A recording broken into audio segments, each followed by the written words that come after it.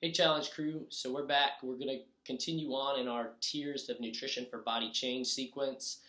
We had tier 1, sustainability and adherence. We went up tier 2, those are the 3 ghosts or the sleep, stress, hydration that can often sabotage our progress. And today we're getting up to tier 3, so this one is caloric balance. Now when we look at the calorie balance equation, it's both simple and complex at the same time. So the simple part is we really have 2 components to this, right? We've got our calories in, the calories we're consuming on a daily basis, as well as our calories out, sometimes called our total daily energy expenditure, or listed on your printout sheet as TDEE. So how can we look at these two and their relationship as it relates to body change, fat loss, muscle gain? That's what we're going to be talking about today. So even though in nutrition we focus more on the calories in or the intake side, I'm actually going to spend most of the time today talking about our calories expended side because I think this one's actually a little bit more tricky to pin down. So we got to look at our metabolism. There's really 3 different layers or 3 different parts to this caloric expenditure. Now, they don't necessarily operate independently, but just for ease of looking at them, we're going to basically break it down into 3 different segments. So the first segment, or the base of our metabolism, this is what's called our resting metabolic rate, or RMR. Easiest way to think about resting metabolic rate is to think, hey, how many calories would my body burn if I was just existing on a daily basis? I.e., I lied in bed for 24 hours a day, did absolutely nothing. My heart has to beat, my lungs have to breathe, cells divide, all those essential processes, but I'm really not doing anything, right? So for most people, that's going to be somewhere in the neighborhood of about 60 to 75% of your total metabolism. And this can vary for extremely active or very sedentary people. So that number actually, we have a pretty good projection of it that you can pull off your bod pod printout. This is just a demo one right here, but if you look at this down here in the bottom right-hand corner, it would be in this big box, you can see an estimated resting metabolic rate, and that number is actually based on your body composition rather than just your height, weight, and age, so it tends to be a little bit more accurate than just a generic online calculator estimate. So I'm going to say, just for our analogy here, we're going to have 1600 as the resting metabolic rate. Okay. So on top of that, we go up to layer 2. So we have our resting rate, and then we have layer 2, which we call our NEAT calories. Now NEAT stands for non-exercise activity thermogenesis, which is really just a fancy way of saying how many calories is your body burning through daily activities that aren't dedicated exercise. Examples being walking, talking, working, chasing after your kids, whatever that lifestyle really is made up of, that's what those NEAT calories are all about. Now, NEAT calories are often overlooked because, we think about, hey, what am I burning in my exercise? But compare that to the amount of time you spend just doing normal daily activities, and it can actually add up quite a bit over time. So the way we do NEAT, and I'm going to run the numbers up on the screen, but we basically categorize each individual into one of 4 thresholds. So when we're metabolic testing, we take the resting rate, and then we look at the lifestyle factor, and depending on where a person sits, we actually take that resting metabolic rate and multiply it by this lifestyle factor, again, of 1 to 4. Again, those numbers will be up on the screen now so you can see, hey, where do I think I rank out? Now, when we do our multipliers for the NEAT calories, we're actually rolling in what's called the thermic effect of food, or TEF, into those multipliers as well. So thermic effect of food is just the amount of energy it takes our body to digest and break down food. We'll talk about this a little bit more in the next lecture, which talks about the different macronutrients because they all have different thermic effects. But on average, this ends up being about somewhere in the neighborhood of about 10% of the energy we consume is actually utilized to help digest, break down, and absorb the food. That leaves our final layer as the amount of calories burned through dedicated exercise. Now, there's a few different ways to try to estimate the calories burned through exercise, one of which is actually to use an activity tracker. We've had pretty good success with the common ones, Garmin, Fitbit, those sort of things, as far as being able to return reasonably accurate estimates as when compared with like a heart rate strap or even somebody who's hooked up to a metabolic cart in terms of their total calories burned. So if you have an activity tracker, even though they may not be great at picking up those neat calories, they're still pretty valuable for that during exercise calorie component, and you can definitely just pull the data directly from there. If you don't have an activity tracker, that's okay. We do have another way to estimate exercise calories burned, and that's through using what's called the metabolic equivalence method. I'm going to throw a link up on the screen. This is an example of a calculator that uses the metabolic equivalence method.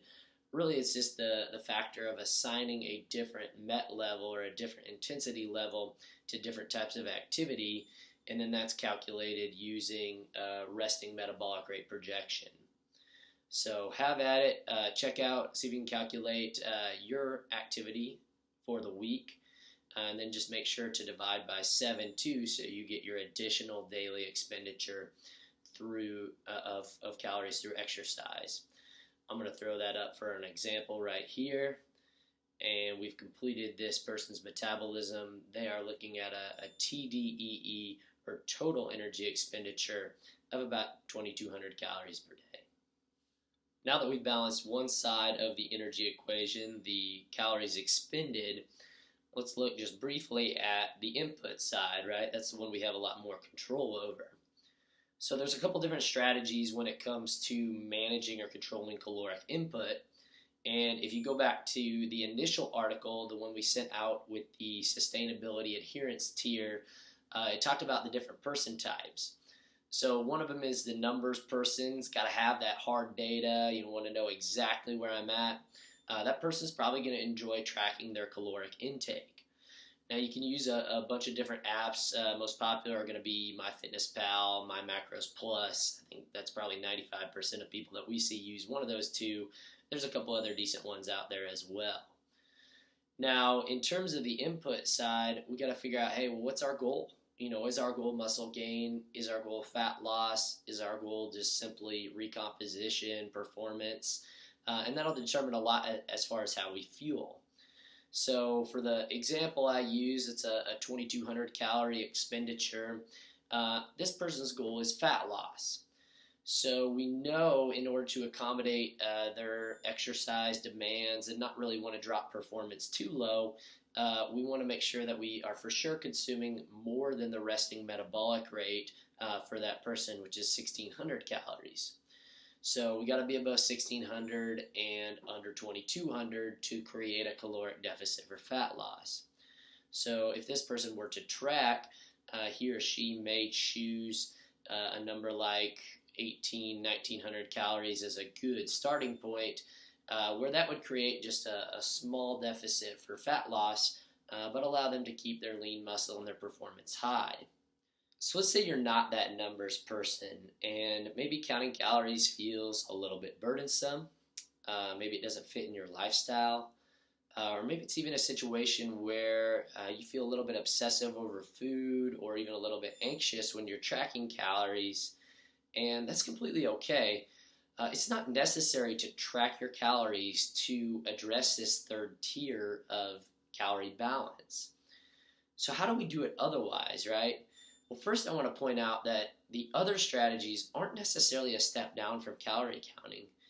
In fact, with the variance in nutrition labels out there, combined with the variability in the process we just did, that tracking of total calories burned, or essentially an estimate of total calories burned, actually some of these strategies can be very helpful and beneficial, and I would say they're on an equal playing field with counting your macros or counting your calories. So what do these other strategies look like? Now I'm going to focus these in on a fat loss goal, but they can also be tweaked for recomposition or muscle gain goals. The first strategy seems so simple, but it's actually very powerful, and that's eating to 80% full or even 90% full. Now, how do we do this effectively? Well, there's two things that have to be in place for our hunger cues to line up with our metabolism. The The first one is that when we eat, we have to eat slowly, controlled. I find myself far too often just scarfing down meals so I can get from one thing to the next. And this strategy won't work. Your hunger cues will not line up if you're eating very, very fast. So I'm talking about taking breaths between bites, putting your utensil down, that sort of thing, making sure that you're eating slowly and controlled.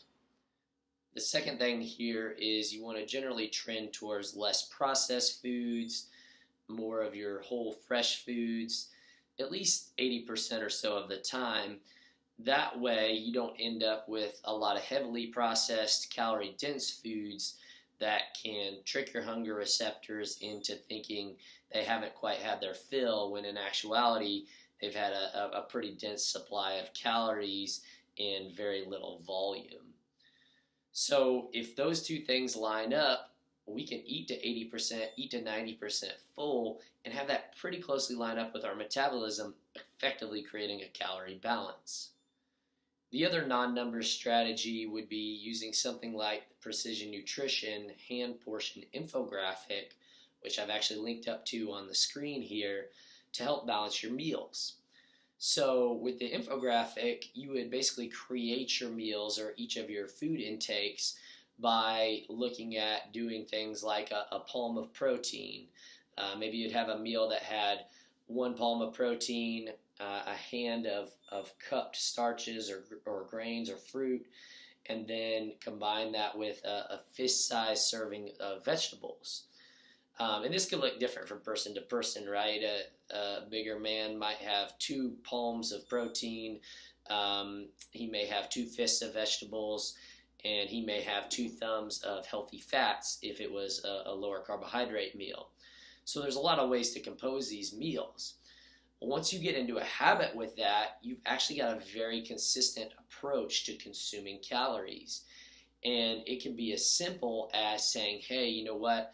I want to back my calories down a little bit further, so I'm going to take 2 thumbs of fats out of my day, or I'm going to take a cupped handful of carbohydrates out of my day and adjust my calorie intake that way. Likewise, if you say, hey, you know what, I'm not getting enough in, I want to build some more muscle, you can always add more calories through, again, adding a cupped hand of carbohydrates, adding more protein in palms, or adding fats in thumbs. So there's a lot of good ways, and that approach even naturally lends itself through the vegetable intake or the fist of veggies to what we're going to talk about in Tier 5, which is that micronutrient balance. So I hope those strategies are helpful. We've got calorie tracking, we've got the hunger cues, and then we've got the hand infographic, and I think they're all great for controlling for caloric balance.